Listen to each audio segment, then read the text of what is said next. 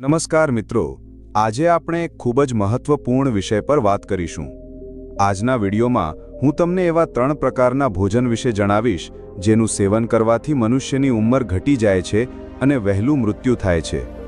મિત્રો, જીવવા માટે ખાવા પીવાની જરૂર તો સૌને પડે છે, પરંતુ મનુષ્ય ઘણીવાર વિચાર્યા વગર જે મન થાય તે ખાતો રહે છે અને આ જ ભોજન ભવિષ્યમાં તેના માટે દુઃખદાયી સાબિત થાય છે।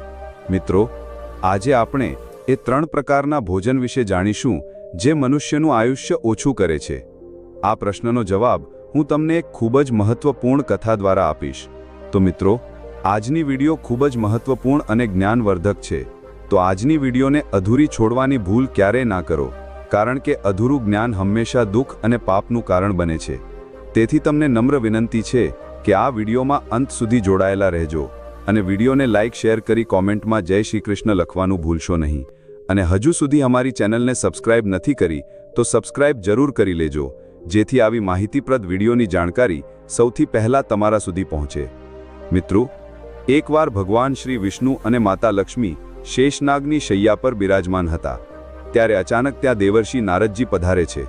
નારદજી ભગવાન વિષ્ણુને પ્રણામ કરે છે। ભગવાન શ્રી વિષ્ણુ પૂછે છે, હે નારદજી, આજે તમે કયા પ્રયોજનથી અમારી પાસે આવ્યા છો? દેવર્ષિ નારદજી કહે છે, હે પ્રભુ, મારો પ્રશ્ન એ જ છે કે એવા કયા 3 પ્રકારના ભોજન છે જે ખાવાથી મનુષ્યનું આયુષ્ય ઘટી જાય છે? મનુષ્યએ કેવા પ્રકારનું ભોજન કરવું જોઈએ? કયું ભોજન આયુષ્ય વધારે છે અને કયું ભોજન ઘટાડે છે? ભોજન કઈ દિશામાં મુખ રાખીને કરવું જોઈએ? અને ભોજન કરતા પહેલા કયો મંત્ર બોલવો જોઈએ? કૃપા કરીને આ બધા પ્રશ્નોના જવાબ આપો। ભગવાન શ્રી વિષ્ણુ કહે છે, હે દેવર્ષિ નારદજી, આજે તમે સમગ્ર મનુષ્ય જાતિ માટે એક ખૂબ જ મહત્વપૂર્ણ જ્ઞાન મેળવવા માટે આ પ્રશ્ન પૂછ્યો છે। આ પ્રશ્ન દરેક મનુષ્ય માટે એટલો જ મહત્વપૂર્ણ છે જેટલો ભૂખ્યા માણસ માટે ભોજન। પરંતુ હે નારદજી, હું તમને આ પ્રશ્નનો જવાબ એક કથા દ્વારા આપીશ। નારદજી કહે છે, હે પ્રભુ, તમે તે કથા સંભળાવો, હું તમારી કથા પૂરી ધ્યાનપૂર્વક સાંભળીશ। શ્રી વિષ્ણુજી કહે છે, મનુષ્ય જેવું ભોજન કરે છે તે મુજબ તેનું ભાગ્ય અને આગલો જન્મ નક્કી થાય છે। ચાલો હું તમને આ કથા દ્વારા સમજાવું। એક સમયે એક નગર પાસે એક મોટું જંગલ હતું। તે જંગલ લગભગ 1000 યોજન જેટલું વિશાળ હતું, પરંતુ તેમાં કોઈ પશુ કે પક્ષી રહેતા ન હતા। ત્યાં ફક્ત વૃક્ષો અને છોડ જ હતા। આ જંગલ એટલું ગીચ હતું કે માણસ તો ઠીક, કોઈ પશુ પણ તેની તરફ જતું ન હતું। પરંતુ જંગલની મધ્યમાં લગભગ 5 કોસ લાંબુ એક સરોવર હતું। આ સરોવરમાં હંસ, બતક, મોર અને અન્ય પશુ પક્ષીઓ રહેતા હતા। એકવાર મુનિ વસિષ્ઠ તે સરોવર પાસેથી પસાર થઈ રહ્યા હતા, ત્યારે તેમને એક ખૂબ જ સુંદર અને અનોખું દ્રશ્ય જોવા મળ્યું।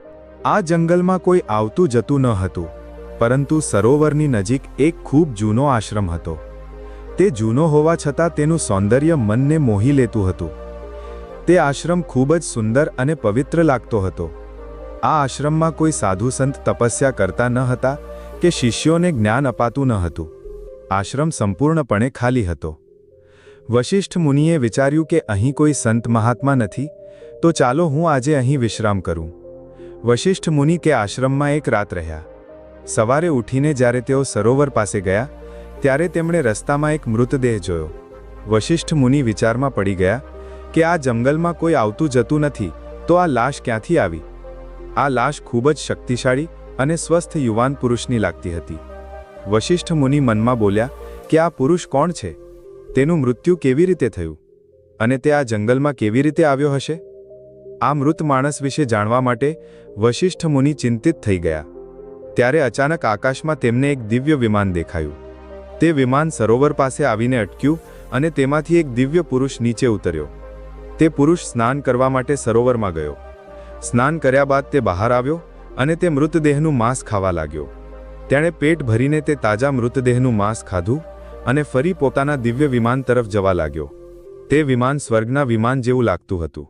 જ્યારે વશિષ્ઠ મુનિએ જોયું કે તે પુરુષ હવે દિવ્ય વિમાનમાં બેસીને સ્વર્ગલોક જવા તૈયાર છે, ત્યારે તેમણે તેને બૂમ પાડી અને પૂછ્યું, હે દિવ્ય પુરુષ, તમે કોણ છો? તમે તો દેવતા જેવા લાગો છો, પણ તમારું ભોજન ખૂબ જ ઘૃણાસ્પદ છે। તમે મરદાનું માંસ કેમ ખાઈ રહ્યા છો?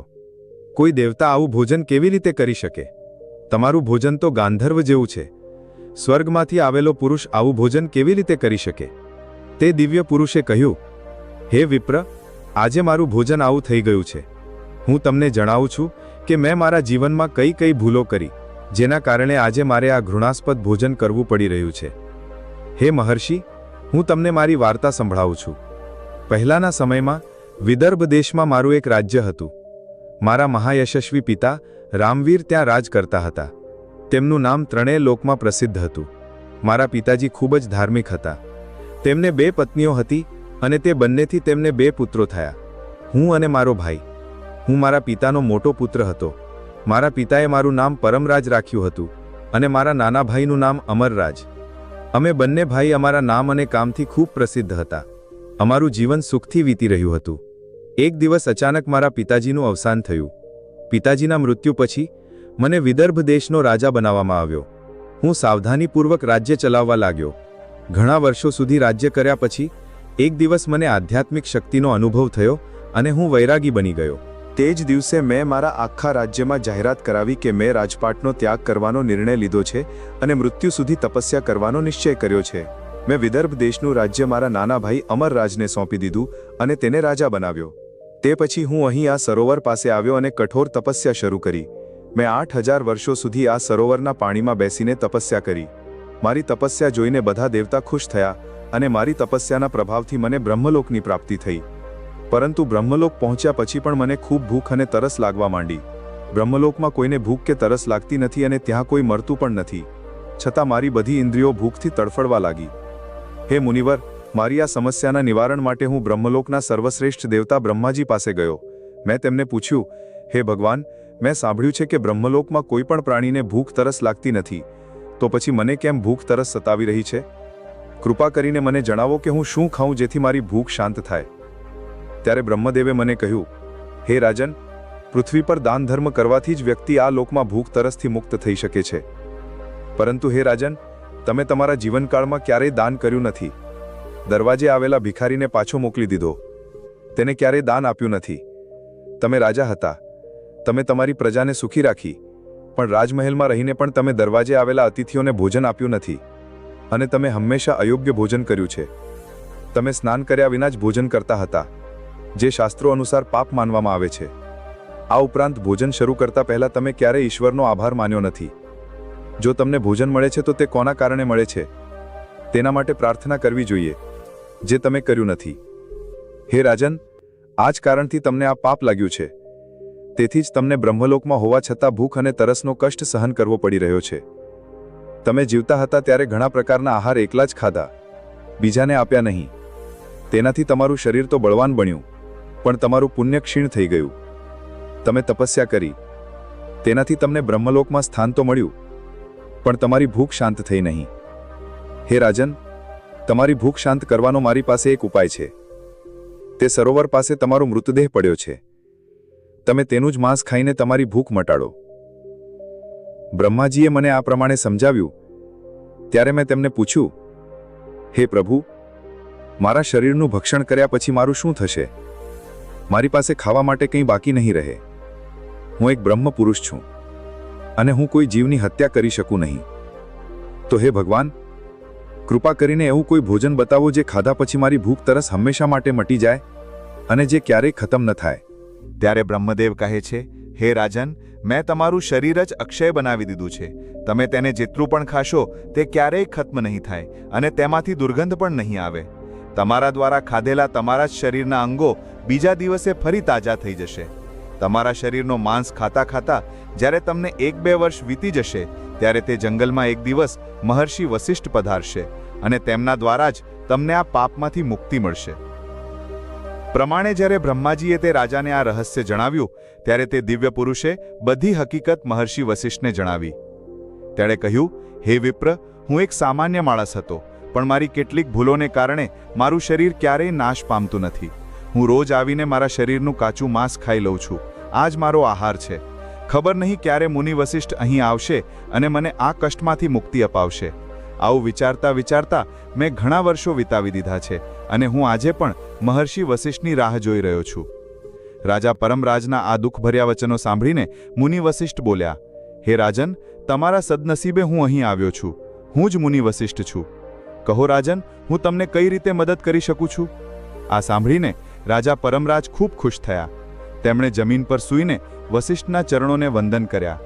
રાજા પરમરાજે કહ્યું, હે મુનિવર, કૃપા કરીને મને આ ઘૃણાસ્પદ આહારમાંથી મુક્ત કરો, અને જે પાપને કારણે મને આ મળ્યું છે તે પાપમાંથી પણ મને મુક્ત કરો.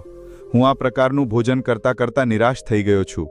આ ભોજનમાંથી મુક્ત થયા પછી મને અક્ષય લોકની પ્રાપ્તિ થશે. હે ઋષિ, કૃપા કરીને મારા પર દયા કરો. રાજા પરમરાજના દુઃખભર્યા શબ્દો સાંભળીને મહર્ષિ વસિષ્ઠને તેમના પર દયા આવી. મહર્ષિ વસિષ્ઠે જેવું જ તે રાજાના શરીરને સ્પર્શ કર્યો, તે મૃતદેહ ત્યાંથી અદૃશ્ય થઈ ગયો અને તે પાપમાંથી મુક્ત થઈ ગયા. પછી તેઓ મહર્ષિ વસિષ્ઠની આજ્ઞા લઈને તે દિવ્ય વિમાનમાં બેસીને બ્રહ્મલોક ચાલ્યા ગયા. મિત્રો, પછી ભગવાન શ્રી વિષ્ણુ દેવર્ષિ નારદજીને સમજાવતા આગળ કહે છે કે હે નારદજી, આ પ્રકારે તે રાજા પરમરાજને દાન ન કરવાના પાપમાંથી મુક્તિ મળી. અયોગ્ય ભોજન કરવાને કારણે વિદર્ભ દેશના રાજાને બ્રહ્મલોકમાં રહેવા છતાં તૃપ્તિ ન મળી અને તેમને પૃથ્વીલોક પર આવીને પોતાનું જ માંસ ખાવું પડ્યું. હે નારદજી, હવે હું તમને ભોજનના કેટલાક નિયમો જણાવું છું. તમે આ નિયમોને ધ્યાનથી સાંભળો. ભોજન શરૂ કરતા પહેલા તમારે 2 કામ કરવાના છે. પહેલું કામ, તમારે ભગવાનનો આભાર માનવો જોઈએ, જેના કારણે તમને આ ભોજન મળ્યું છે. બીજું કામ, તમારે ભોજન શરૂ કરતા પહેલા થોડું અન્ન જમીન પર રાખવું જોઈએ, જેથી દેવતા, પશુ પક્ષી, સર્પ, દૈત્ય અને પ્રેત પિશાચ જેઓ પોતાના કર્મબંધનથી બંધાયેલા છે તે બધાને અન્ન મળી શકે.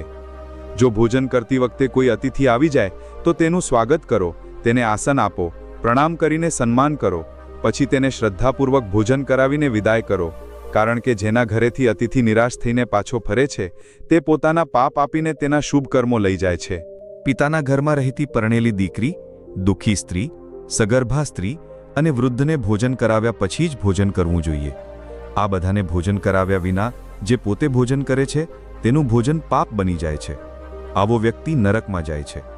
જે સ્નાન કર્યા વિના ભોજન કરે છે તેનું ભોજન મળ ખાવા સમાન થઈ જાય છે. જે મનુષ્ય બાળક અને વૃદ્ધના ભાગનું ભોજન ખાય છે તેનું ભોજન વિષ્ટા સમાન થઈ જાય છે. અને જે દાન કર્યા વિના જ ભોજન ગ્રહણ કરે છે તેનું ભોજન ઝેર સમાન બની જાય છે. મનુષ્યએ ક્યારેય પણ દુરાચારી વ્યક્તિ દ્વારા અપાયેલું અથવા બીજા દ્વારા અપમાનિત કરીને અપાયેલું ભોજન ગ્રહણ કરવું ન જોઈએ. તેનાથી તે મનુષ્યને પાપ લાગે છે. પીરસાયેલા ભોજનનો પહેલો ભાગ અગ્નિને આપીને જ ભોજન કરવું જોઈએ. ભોજન એકાગ્ર થઈને કરવું જોઈએ. પહેલા 3 કોળિયા મૌન રહીને ગ્રહણ કરવા જોઈએ. આમ કરવાથી વ્યક્તિના બધા પાપ કર્મ તરત જ નષ્ટ થઈ જાય છે અને પુણ્યકર્મ વધવા લાગે છે. ભગવાનની કૃપાથી તેને જીવનભર ક્યારે અન્નની કમી મહેસૂસ નહીં થાય. પૂર્વ દિશામાં બેસીને ભોજન કરવાથી વ્યક્તિ રોગ અને માનસિક તણાવથી મુક્ત થઈ જાય છે. બીમાર વૃદ્ધોએ પૂર્વ તરફ મુખ કરીને ભોજન કરવું જ જોઈએ. તેનાથી તેમના સ્વાસ્થ્યમાં સુધારો આવે છે. કારણ કે પૂર્વ દિશા ઉગતા સૂર્યની દિશા છે અને સૂર્યદેવ શક્તિ, આરોગ્ય અને દીર્ઘાયુ આપે છે. જે મનુષ્ય વિદ્યાની ઈચ્છા રાખે છે તેને ઉત્તર દિશા તરફ મુખ કરીને ભોજન કરવું જોઈએ. આ દિશા દેવી સરસ્વતીની દિશા છે. દક્ષિણ દિશા તરફ મુખ કરીને ભોજન ન કરવું આ મૃત્યુની દિશા છે. આ દિશામાં મુખ કરીને ભોજન કરવાથી ઉંમર ઘટે છે. તૂટેલા ફૂટેલા વાસણોમાં ભોજન ન કરવું જોઈએ. તેનાથી ઘરમાં ગરીબી આવે છે. ભોજન હંમેશા થાળીમાં જ કરવું જોઈએ. ગંદી થાળીમાં ભોજન કરવાથી જીવનમાં દુર્ભાગ્ય આવે છે. એકાદશીના દિવસે તામસિક અન્નનું સેવન ન કરવું.